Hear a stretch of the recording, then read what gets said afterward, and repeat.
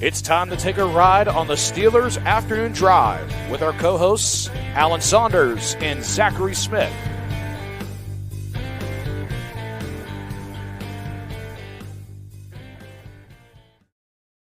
What is going on, everybody? Welcome to another episode of Steelers Afternoon Drive, a special Steelers Afternoon Drive. We are live, Alan, leading up to the first round of the 2024 NFL Draft. It's finally here. All the hoopla, all the discussion that has been surrounding the last couple months, honestly, after the season ends, this is immediately what people are looking forward to. A lot of bull crap flying around within the last 48 hours, but we got to sift through that, and here we are today. I'm ready. I'm ready to sift through the crap. I'm ready to get some actual analysis about a player and a fit into the team as fact and not speculation. Oh, we got weird echo. Okay, cool. That's gone. Yeah, live. First time for us. So is this the first one we've done live? I think so. We did it one live in the we went live for the 10K appreciation. Okay, we did after one preseason game. Okay. Preseason game. Yeah. So. Pregame we've done live. Yeah. When we had a weekday. I gotta say though, in the comments I see Frankensteiner was here at 4:37. He is ready to go. Like that is some dedication. That is counting down.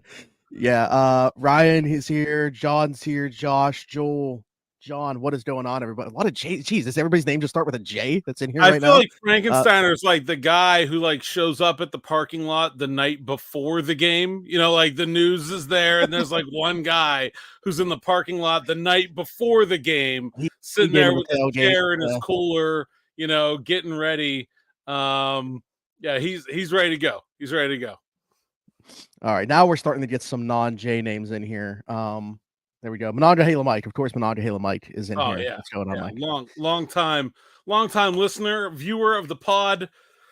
Good to see everybody. This is fun. I like this. I'm already really enjoying this just because of the participation that we can get in the comments. And Alan, is there anything on your mind specifically, or did we just want to kind of open this up to wherever the chat wants to take it? Did get a little bit of news today. I guess we'll talk about the Brandon Aiyuk stuff. I kind of put out the thoughts that I think I've been expressing on this podcast for a couple weeks now, but put them in column form on the site that I think I'm a little skeptical of Brandon Aiyuk trade happening right now. But Mike Silver from the San Francisco Chronicle was on 93.7 The Fan today and said, look, the Steelers are not involved. We got some reporting from, was it Diana Rossini? Trading up with the Niners? Yeah, the 49ers are looking to trade up in the draft, and that's what they're sort of dangling either Brandon Aiyuk or Deebo Samuel to do. I mean, look, the Steelers are only 11 picks ahead of the 49ers. That's they're not going to get one of those guys in a trade back scenario. So if the 49ers are looking for that, it makes sense why the Steelers have not been involved. But I don't think. I've been pretty skeptical of that involvement. The name and the thing I would be watching, and maybe not tonight, but as we go forward through this weekend, to me, where I think there is some real smoke and there's a real possibility of a deal getting done, is Cortland Sutton and the Denver Broncos. Sure seems like there's sort of vague alignment on terms of value there. It's just going to be a question of whether the Steelers want to pull the trigger, but I think there's a deal there to be made. Yeah, I did want to ask you, though, regarding the Deebo, because that's this is the first time we've heard his name pop up in a while. I mentioned yesterday with Derek, though, that there were some rumblings, at least with people in San Francisco, because I know somebody that covers the team, and talking with them that they would much prefer to trade him and be able to pay Brandon Aiyuk and lock him down long term. Just when you look at Deebo's age, he's not the same type of player.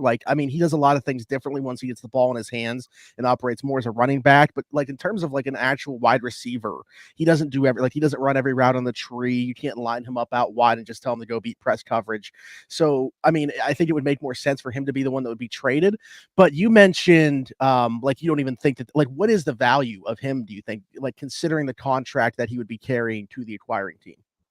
Deebo, you mean? I Yes. think it's not going to be the same as what Aiyuk is. He's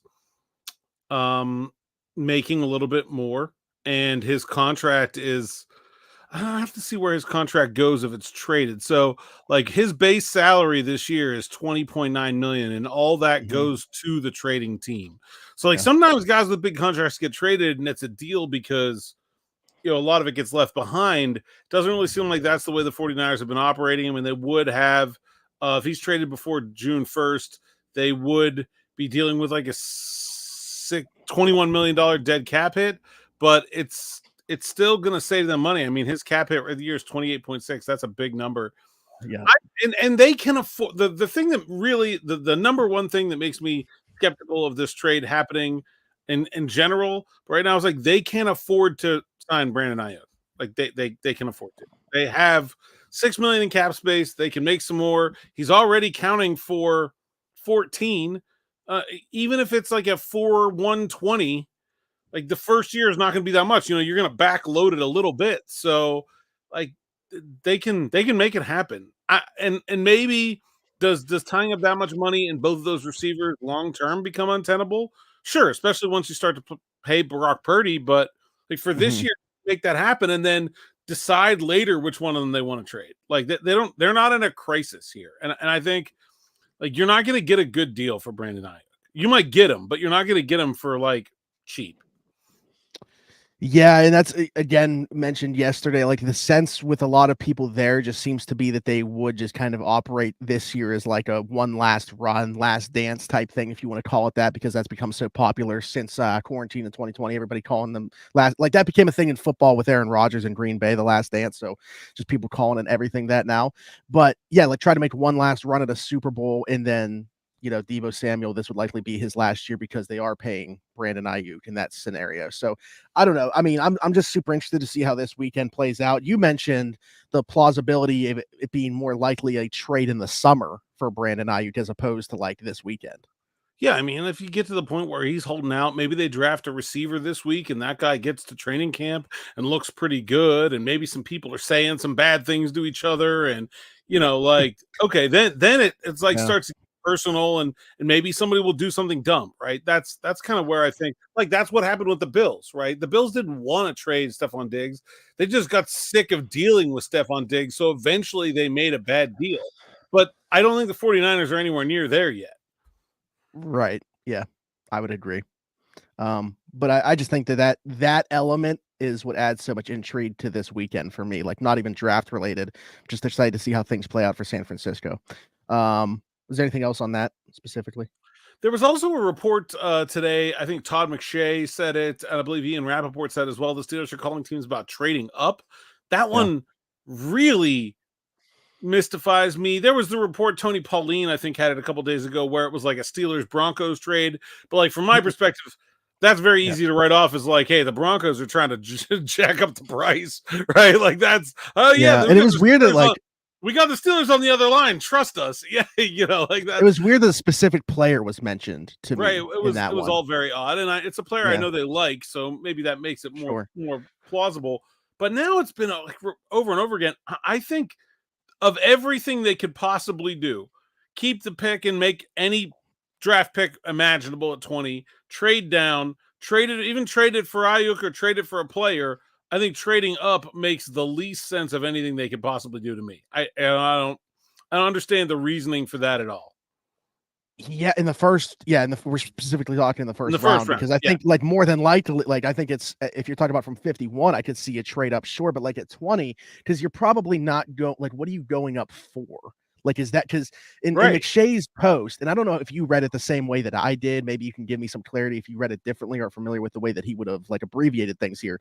But in talking about with the Steelers, the team's talking about trading up. He mentioned the Saints as one of those. And then it said afterwards, NO equals offensive tackle or OT. So I took that as New Orleans would be looking at offensive tackle if they were moving up, not necessarily the other teams. Absolutely need an offensive tackle, and they need a left tackle, which is there are a lot of tackles in this draft, but probably only like 3 guys in the first round that I think are definitely going to stick at left tackle.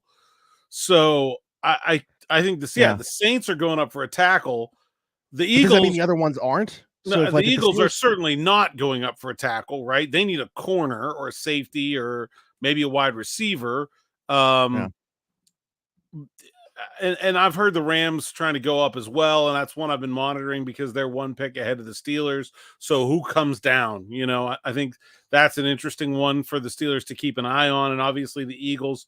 I think the Steelers should root for the Eagles to get ahead of them because they're taking a DB, and while the Steelers do have a corner need, like I don't think that's that's not a problem for the Steelers draft plans. I think if the Eagles go up there and take Cooper DeJean or Terrion Arnold or Quinyon Mitchell, and if the Saints are taking a tackle almost no matter anyway, I guess maybe they would want to move up to make sure they get Olufashinu, and so they're that they get the guy they think will be a left tackle.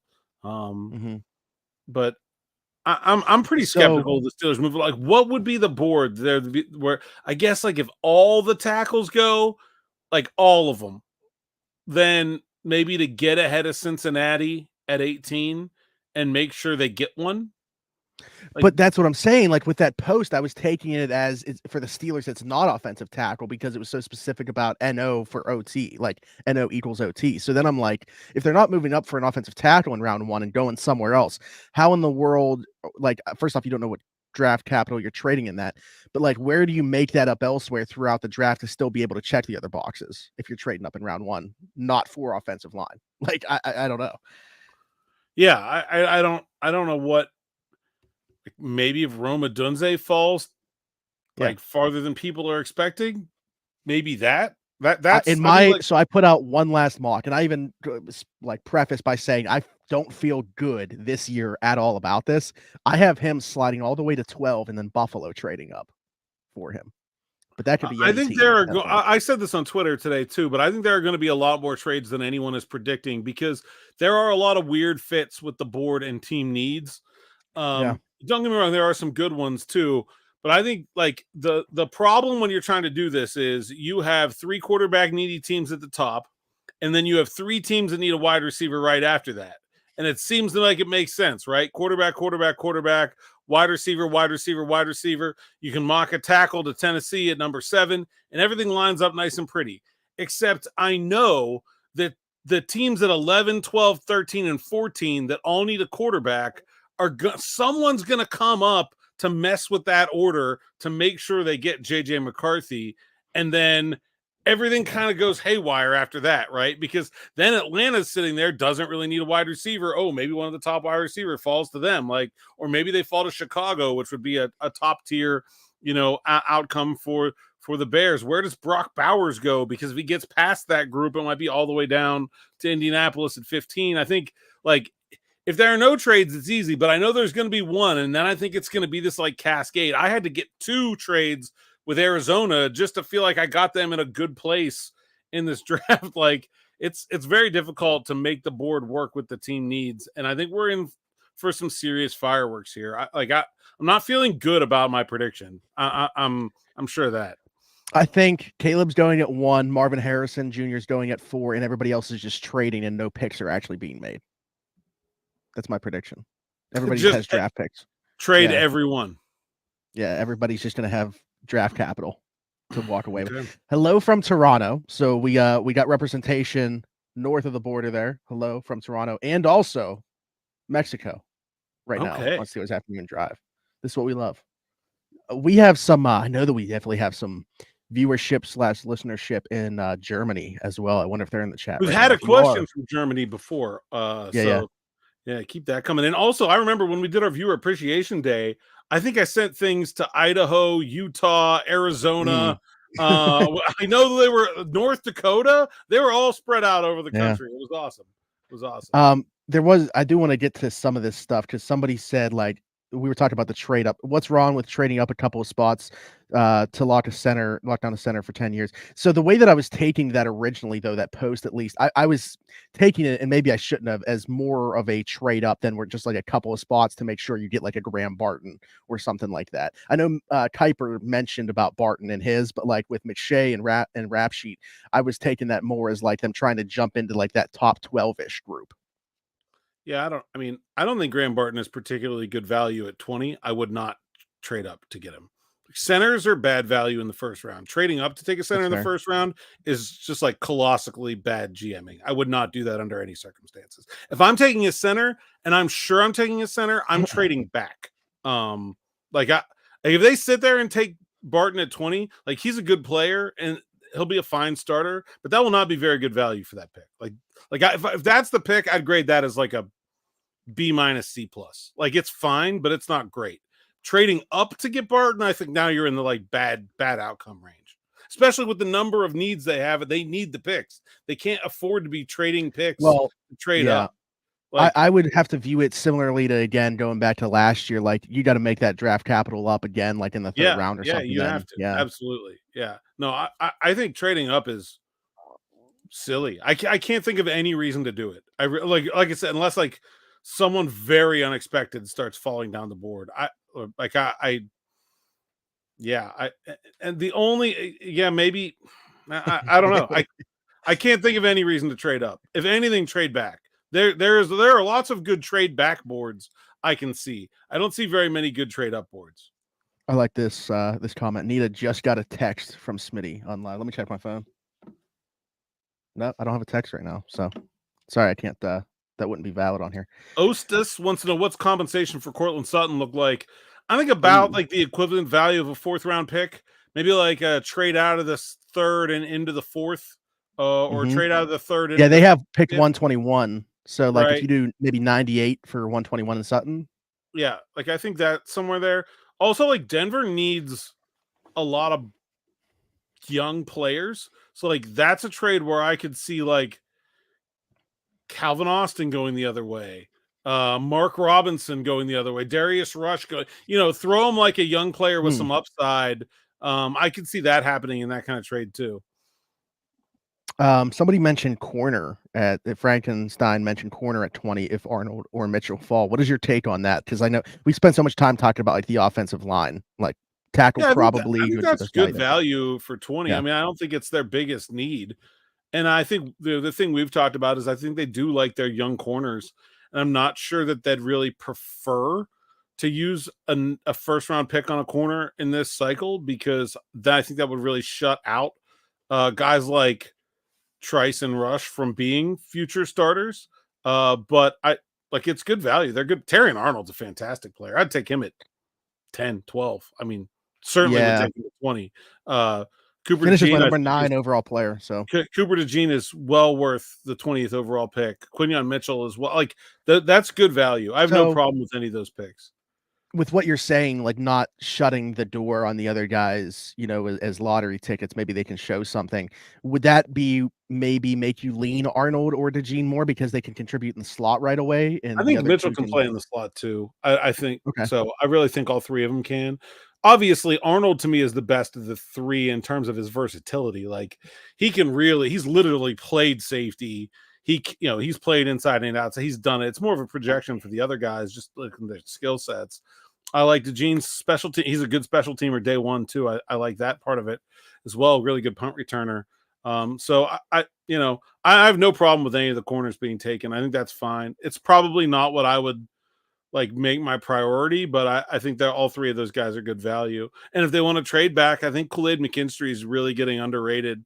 Like I keep seeing him in mocks in like the late someone 20s. Actually just and I think he's a good player. Like I would take him at 24, 25. Like I think he's a solid starting corner for 10 years. Like you can definitely do way worse than that. Is there any word about Ty T. Smith for the Steelers? We mentioned Ty T. Smith on here. I'm going through right now to see the level of interest if they have shown. Well, we had Conan Tomlin at his pro day, and they did meet with him at the Senior Bowl. He did not come in for a visit. Combine as well. Yeah, and also, that's a player where he started at West Virginia before he transferred to Georgia. So my guess is they had at least some level of familiarity with him or relationship with him from the early parties from Philly too. So he's kind of like I don't want to say local, but he's a guy that's been around. I know they scouted him in person a couple times at West Virginia before he went to Georgia. So he's a player they're pretty familiar with. I think he's a good fit for them as a versatile slot defender. You call him a corner, you call him a safety. I call him a Mike Hilton, actually probably more like a, not exactly Mike Hilton, but I think he's that kind of player, and I think he'd be good for that third, like 98 or 119. Yeah, he's absolutely a guy that I think is in consideration there. What if Murphy falls and all the tackles are gone? Byron Murphy, I assume. Like it doesn't seem like they would take him because they haven't shown hardly any interest in either him or Johnny Newton. I think that's maybe a trade out situation. like judging by the looks of it. Also, Cincinnati and LA are right ahead of them, and both badly need defensive tackles. I cannot imagine both of those guys falling through those teams. Yeah, I would agree. Liao is part of a Sutton deal. There you go. Yeah, there you go. That's another good, like, younger player with some upside. You could send the other way. I think there are a number of those guys that they could that Denver could be interested in. Just because when you're in a rebuild, you just want a bunch of those. You call them lottery tickets. It's a great way to put it. Like you kind of juice the trade a little bit with that, without having to give up another draft pick. Which they want. If you were Russell Wilson, who would you want? I mean, he obviously already has the familiarity with Cortland Sutton, as does new wide receivers. I mean, coach familiarity is Zachary. like, I think we sometimes overrate familiarity. I know lots of people that I don't like. I don't know if he likes them or not. They still follow each other on Instagram. Okay, I mean, that's good. I don't think familiarity equals good times always. Like, sometimes familiarity is the opposite. Like, I never want to play with that guy again. I don't know. Sure. It's not like I'll say this. It's not like they were overly productive together. Like, they didn't have a great year. That's fair. Yeah. This is a good point here as well. This is when they normally catch the podcast. The time that we started this live stream is typically when the podcast has already been uploaded. So just to pull the curtain back here, we usually record sort of between 4 and 5 and then put it up around 5 o'clock. So we moved this back for you all, so that we could kind of get in the normal listening time. Seems to be working well. We got there's a ton of people here. Yeah, this is great. Barton is my pick, says Travis. Might be the Steelers pick. Very well could be. Zachariah. There we go. This is like the formal version, the most formal possible version of my name right here. Who is a sleeper wide receiver in round 3 or 4 that fits the Steelers and will realistically be there? Some of the nobody's talking about is Ainias Smith from Texas A&M. Yeah. His brother played in the NFL, got the Steelers bloodline thing checked. I think he's a really explosive slot guy with a lot of run after the catch ability. He's not as big. He's not like that kind of Malachi Corley, like Deebo Samuel, big slot kind of comp, but I think he's a guy that is not getting enough attention. And Jalen McMillan, we've talked about a lot. I mocked him to the Steelers as well. That's another guy I think is a lot better than sort of the general consensus is. I don't know if you have anybody you like from your top 50 wide receiver board that you want to. I mean, it's one that you've already brought up, but like I think Jamari Thrash, if you're getting into the later parts of later parts of round 3, is another guy that I really like. Really understands zone, understands soft spots in coverage. Like being that he is maybe an older prospect, I think that he's going to be able to come in and contribute right away. Like he's already seen so many different types of looks on defense. I don't know. I think that he's a bit underrated just because of his age, but I think that he's going to be an early contributor in the NFL. Yeah, I think that's a good call. Marius Mims. We got people that are saying Marius Mims or bust. So it's got to be Mims for Ryan, or it's a bust of a night. I don't think that's a bad call. I think Marius Mims has the highest potential of any player the Steelers could possibly draft. I always say this. I didn't mention his name, but Javon Baker would be another one. He's kind of in like an upper tier for me than where that question was asked. But like if he's seen as that is like if you can get him 84, 98, and this person said 119. I mean, that's crazy value to me. I'm actually surprised at like the lack of interest from the Steelers seemingly in Javon Baker. He didn't have a great Senior Bowl. I was a little bit like, I was excited to see him, and then I thought he kind of underwhelmed a little bit. So I think that's probably why, like, his stock kind of has stagnated a little bit. Yeah, I think he's a good player. I love his tape. Yeah. That's what I was gonna say is I wasn't at the Senior Bowl, but like just watching his tape, I'm like, man, this guy deserves much more buzz than he's been getting. And then you talked about NFL bloodlines here. Luke McCaffrey, the other name mentioned here. What's he played? Like wide receiver for like 2 years. I mean, so I think I think he has a ton of upside for like a 4th round pick. Like you're not going to get a guy with a higher ceiling than that down there. I'm not sure how much of a day one contributor he is. He's probably like a little bit more of a project. Not only is he young to the position, but playing at Rice. I mean, you're not exactly seeing either top competition or high level scheme defense on a day in and day out basis. And so like that's to me, that's like a project pick. And I think it's a good pick to make if the Steelers go double dip at wide receiver, if either they draft one early or if they make a trade early and then they want to come back for another wide receiver. That's where I really like McCaffrey. Yeah. 6'1", 198. What do you have, like a 9'4" something RAS? I mean, really good athlete. He could kind of be that guy to take the underneath stuff or be able to take off the top of the coverage. Really smart guy too. Went over to talk to him at the combine, and I got one question in, and it was like 12 minutes of video and like a dissertation level answer. I'm just like, all right, man, I get it. You're bright. Like I got to go talk to somebody else now, though. Like, can you wrap it up? Got another name for us here, Malik Washington.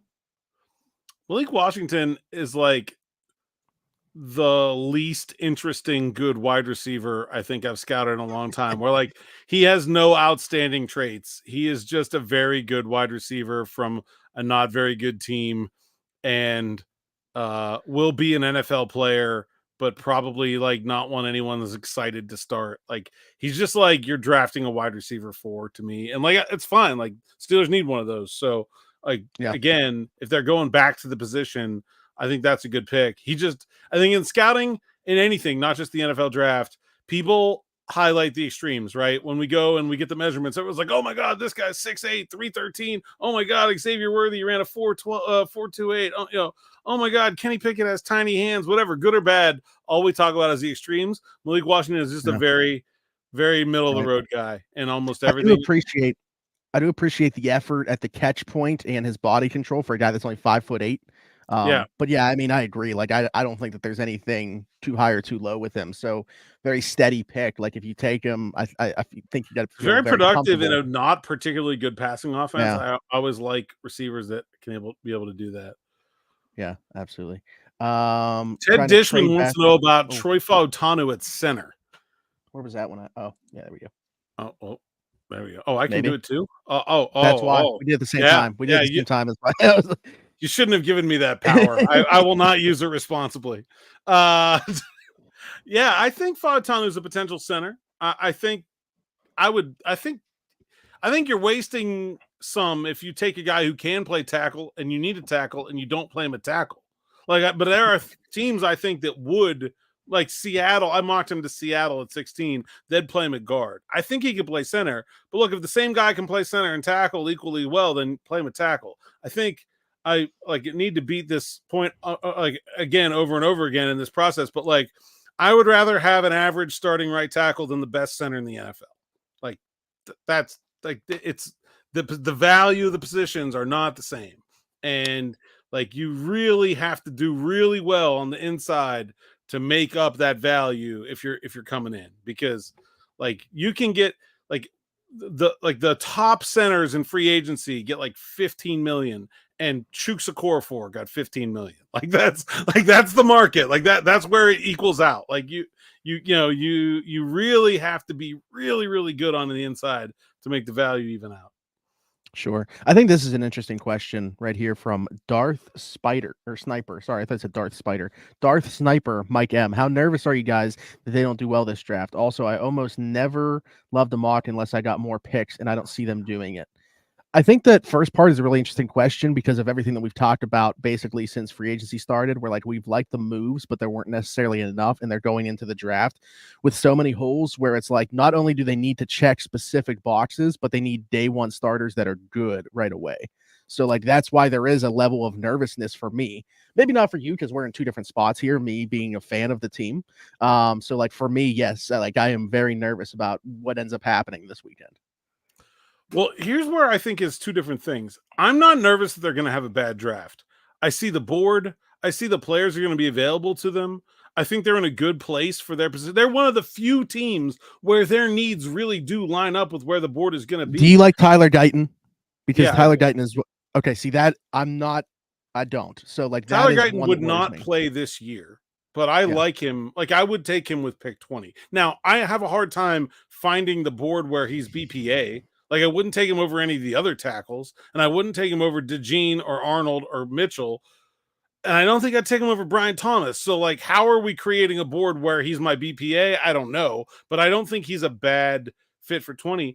but I think they will have a good draft. I'm not nervous about them not doing well. I like Omar's process. I think he's done a really good job. I Yeah. see what he did last year. I have no expectations that he's not going to do good for the picks that he has again.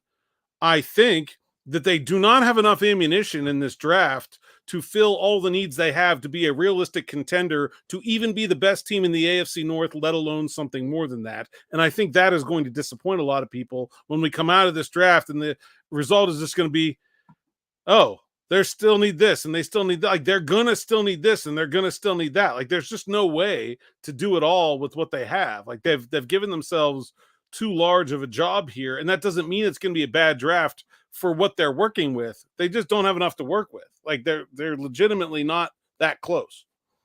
And kind of going hand in hand with that, somebody asked about the uncertainty, surrounding Najee's fifth-year option. How do you feel about drafting a running back at some point? Perhaps Kendall Milton from Georgia. Like, I think we were kind of all penciling in like a day 3 running back for them, and then maybe did the Cordero Patterson signing like change your mind in that? Maybe they won't. Because going back to that, like what you just said, with limited draft capital, can you afford to spend a pick on a running back? Yeah, I think the combination of Cordero Patterson and their like seeming obsession with linebackers in the pre-draft process has sort of like steered me towards they think linebacker is an even bigger need. And so there aren't that many picks left. So yeah, I mean, I would think they would like to add a running back. Maybe if they can move down somewhere in day 3 and add another pick, then I think there absolutely would be a running back draft. There are a number of them I like. But yeah, even in the middle of Isaac Garendo from Louisville, love that guy. Rasheen Ali from Marshall, love that guy too. Ray Davis from Kentucky is probably a little bit of a higher pick. Really like him. There's a number of running backs in third day that I like a lot. So yeah, I mean, I think they can make that happen. Yeah. Matt doesn't even care about receiver in this draft. Center, right tackle, corner, inside linebacker. If the Steelers trade back, then add receiver. I guess if you find a way to trade for Sutton or sign, I mean, I guess just go sign Tyler Boyd and DJ Chark and make it work. Like I don't think that's crazy. I think wide receiver is not as big of a need. It's a very interesting Band-Aid for the wide receiver room for a year. Like I don't think wide receiver, just like, you don't hire Andy Weidel and Arthur Smith if you're really worried about who's playing wide receiver. Like, I just don't like this. This is a team that wants to run the football. I don't think they value the receiver position like the rest of the league. I don't think they're like, when Mike Tomlin says he's comfortable with the trajectory, I kind of believe him. I don't think they're freaking out about their wide receiver room right now. So I don't think that's what I would do, but it wouldn't totally surprise me if that happens. If the Steelers drafted Mims, would he start right away or slowly bring him on like Bro Joe? By the way, Bro Joe is pretty sick. I mean, I call him Brody Rich, but Bro Joe I can get on board. He does need a nickname. Broderick is just overly formal. Yeah. He's got to come up with something. Alan, I don't want to like age you by asking you this. Do you know who Roddy Rich is, the rapper? Yes. Okay. All right. Good. So Brody Rich. I can even give you a song. Okay. there you go. Just to prove my bona fides as not old and out of cred has gone up. Yeah. How about this? Well, here we'll go the other way. Are you familiar with Mr. Jones by the Counting Crows? Because that could be if he's gonna be formal. Like, I would rather be Mr. Jones than Broderick, right? Like, please, Mr. Jones. He's not a form. And the other part of that is like that doesn't work because his personality is like goofball. So I don't think you could. He's not formal at all. Pickens, Boyd, and Chark is playable for a year, says Ostis Jr. I agree. I think that is playable for a year. Wait. Do you think that what would happen in your mind with Mims right away? Oh, sorry. We got caught up on the name, so I think he could start right away. We'll just break them all down. I think if they draft Fuaga, Fautanu, or Latham, they would start right away. And I think if they draft Guyton, he would not start at all this year. And I think Mims is probably somewhere in the middle. Okay. If we take Mims and Pearsall and Frazier are on the board at 51, who are you taking? This is interesting too, because it's like, okay, we got the first part out of the way, and it's almost like resetting the needs now. Okay, you checked a box. Now, which one are you prioritizing at 51? Frazier, not because I think center is more valuable, but because it's the scarcer resource. Like, there are other wide receivers that are almost as good as Ricky Pearsall. He's a good player, and that would hurt. I think he's the less likely of those two to get to 51 too, which is but like if you get, I don't know, McMillan around later, I think you're getting like 80% of the productivity. I don't know that you're finding 80% of the productivity of Zach Frazier again in this draft. Probably not. And that's, I mean, I have Ricky Pearsall as wide receiver 6. I've been vocal about how much I love him on here, but like I can't, because if you take Pearsall there and then you still don't have a center after you get past 51. I mean, we've talked about maybe there isn't the same level of panic. Maybe they do really like some of these day 3 centers, Hunter Norzad, Tanner Bortolini, whoever it might be, but like that's an easy call even for me between those ones. Hold on, we got to go to Bishop. Braji.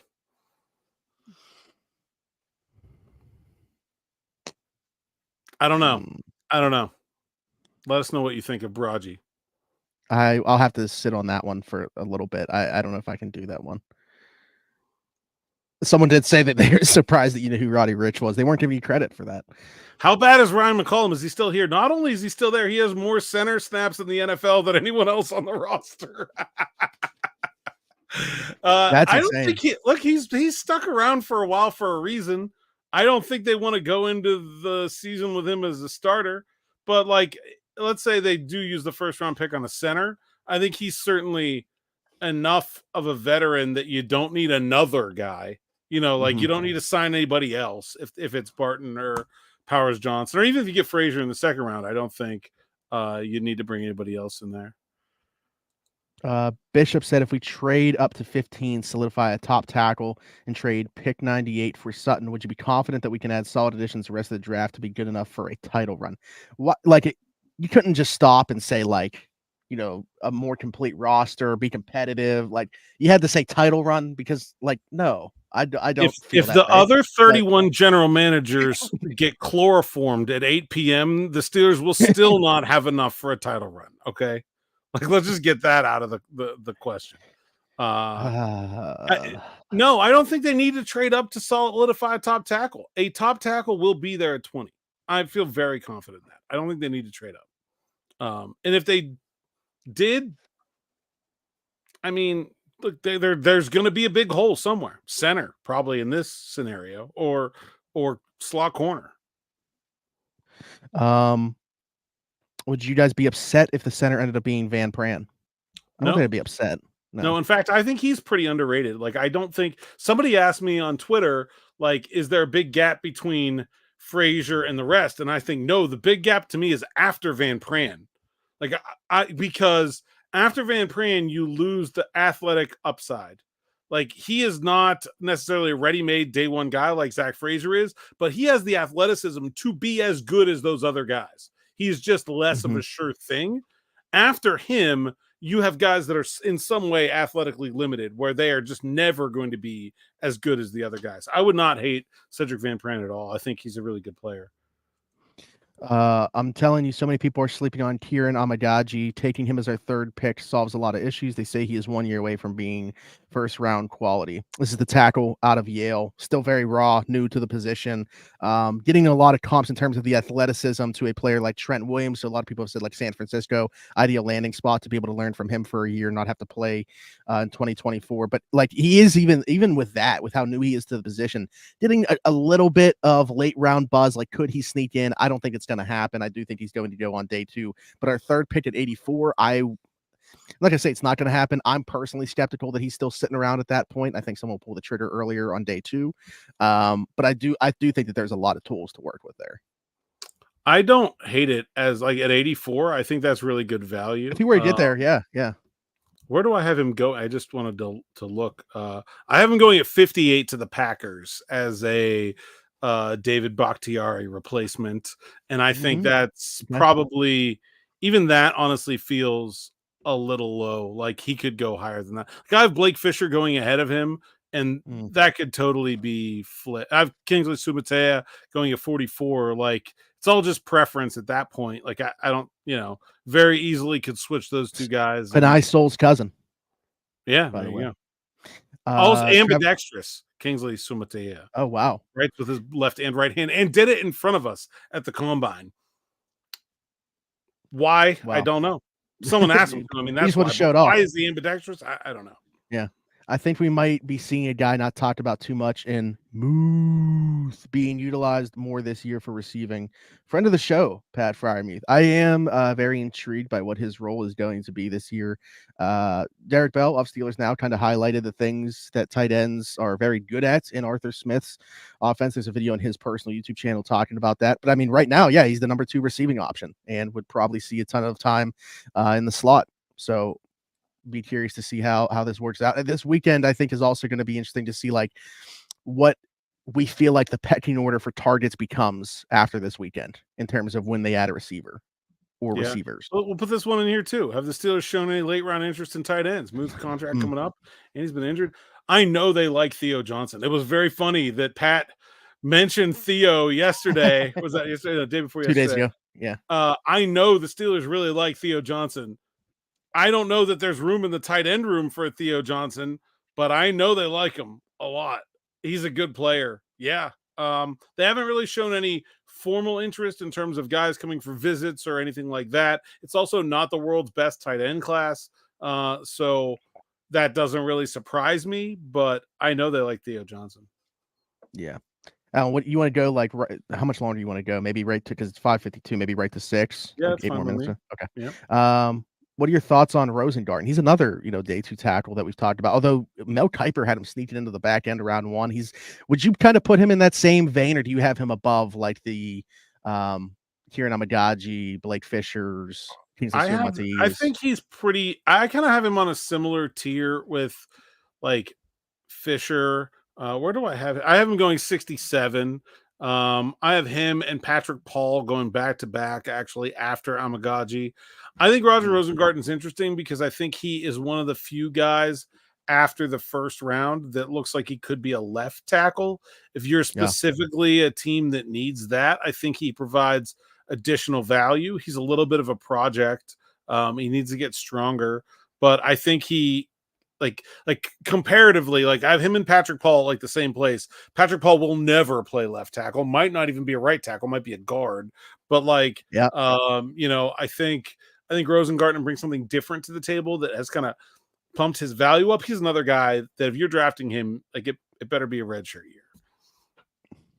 Yeah, I would agree. I actually have Patrick Paul sneaking into round 1. I would not do it, but just some of the buzz that's been going on. I have Jordan Morgan there, and they're very similar players. So just when you're doing a mock, it's all about positions. Like the knowing whether the 49ers really prefer Jordan Morgan to Kingsley Suamataeus to Amagaji to Paul is like impossible. I don't know. I just try to get the position right and go from there.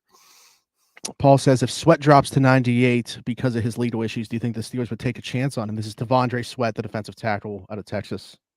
No, the Steelers do play with a nose tackle. He is a nose tackle, but they have too many needs to use a pick that high on a player that is only a 2-down player, let alone one with off the field issues, maybe 119. Yeah. Okay.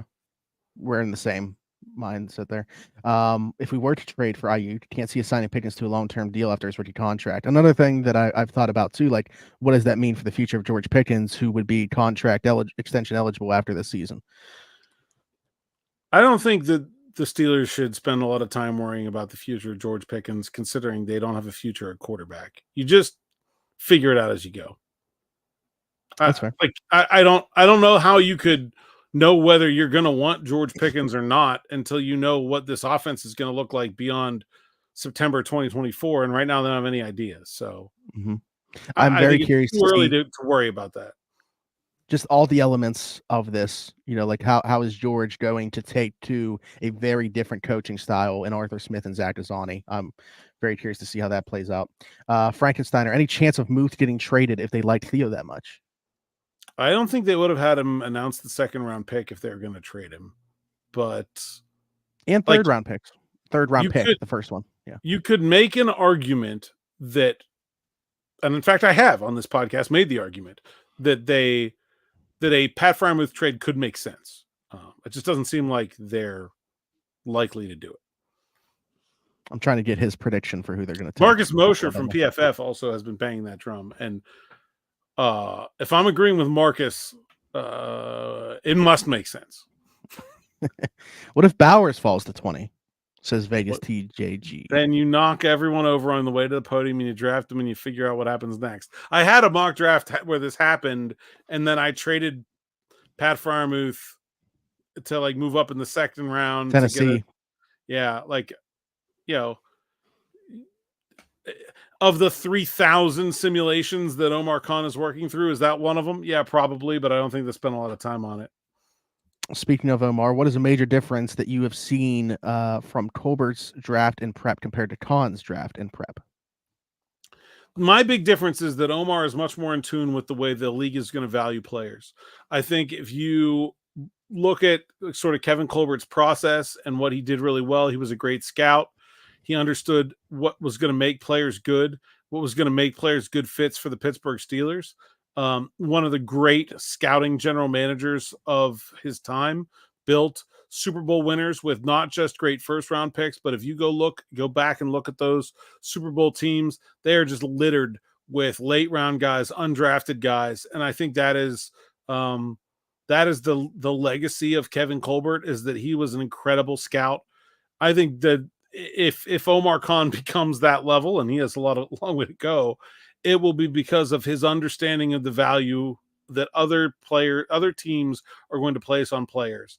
I think there were a lot of times, especially later in Kevin's era, where they would get focused in on a player, they would just take him. And like I always say this to people, okay, if you were 100% sure that a player in this draft class would be a Hall of Famer and the best player ever at their position, and I'm not talking about punter. Like, let's say that you knew that, and you also knew that there was no chance of any other team taking them before the third round. Okay, so let's say the Steelers have done all their work on Luke McCaffrey, and they are sure that Luke McCaffrey will be the best wide receiver to ever walk the earth. They are 100% sure. Where would you draft him?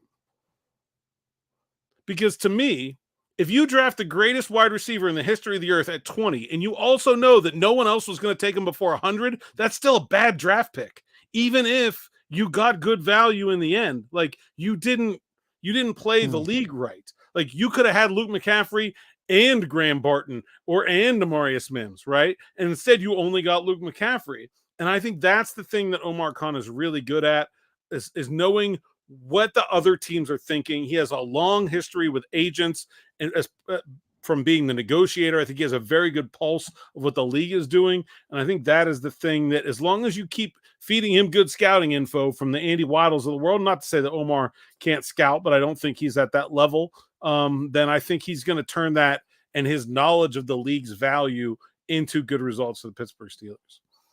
We will take one more question, but it's got to be a good one. So type what you think is the best possible question that you could ask right now, and we will pick from what comes in. Also, real quick, I just want to say with this one, like Chase announced George Pickens, he did, and at the time, the plan wasn't to trade Chase Claypool when they drafted George Pickens. That obviously ended up playing out that way, but Pickens option draft, much appreciated for response. I'm telling you, it better be a good question, and we're not talking about it in this last minute. I'll tell you what, there is a question from Thomas Brocious, longtime viewer, he of much ballage, in the comments from yesterday that we can go to. I will hold that question up against the other ones here. If we don't get a better one, we're going with Thomas Brocious from yesterday. Okay. Well, we'll give the people like 30 more seconds. Stadium question, Vegas. We'll get to that. We'll get to that. We're on the draft right now. We'll get there. Oh, I like this one. If you like it, I like that because it's putting us on the spot. Oh yeah. Okay. I like it. A sleeper, the Steelers pick. I don't know what you define a sleeper as, but let's say, not someone that's popularly mocked to the team, that the Steelers pick, and can I guarantee it? And this is also the answer to somebody else's question here. Wait, where was it? Craig Mestrendi wanted to know which deal. I think Christian Boyd from Northern Iowa That's the one. They brought him in for a visit. They were all over him at the Shrine Bowl. I think he fits what they wanted. Defensive tackle. I think he'll be available on day 3. That to me is a good sleeper Steelers player. It is. Going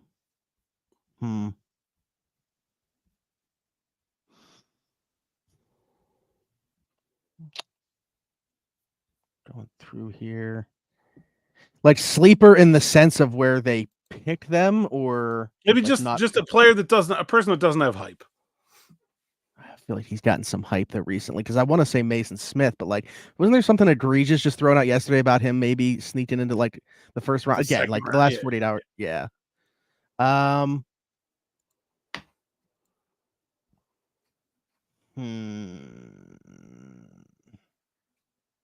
I don't even know if I feel like they're going to do this. I don't even know if I want them to spend as high of a pick as it might take to get him. Trevin Wallace out of Kentucky. Oh, that's good. And actually, both of these guys were in Nick Farabaugh's 7-round mock draft today. So I guess we're just all right. And before we go, who's the pick at number 20, or what happens with the Steelers pick at number 20 tonight? We need a prediction. So like I've said, I feel as unconfident as I possibly could this year comparatively. Last year, I was like puffing my chest out. Oh, it's going to be Broderick Jones in a trade up. Like I felt super confident about it. This year, nowhere near that confidence level. But that being said, my pick, it was between Amarius Mims and Graham Barton as of yesterday. Today, I put out my final pick. Graham Barton will be a Pittsburgh Steeler tonight. I think I'm going with Amarius Mims. I think that is right. One of us is going to be right. Talked myself into that. They are not going to. That Omar has said for 3 months that they're confident in their center depth, and he's gonna get to play the hits one more time. We're gonna get one more Omar Khan press conference with no center and 13 angry media members going like, "What the heck are you gonna do at center?" And he's gonna go, "We're very confident in our eternal options. I've said this before." So I'm just gonna play that hit one more time. Scone Mims. I think he's the best player available, likely. And I think then still after day 2, that is still the case. And then finally they draft Hunter Norzad on day 3. It's just fine by me. And bring back they just don't do anything and then re-sign Mason Cole the Sunday after the draft. Oh, that would be great. And on that note, we can just let the comments stew on the idea of bringing back Mason Cole, which has been said on here probably 6-7 times now at this point, and people hate it every single time. But all right, Alan, tell the people where they can find you.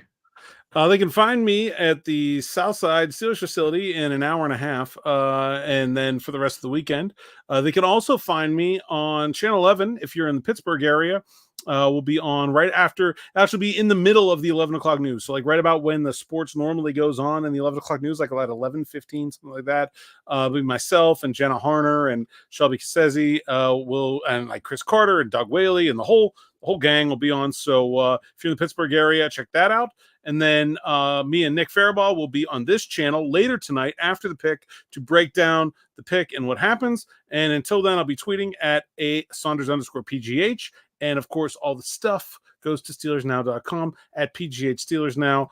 And that's it. And here we go.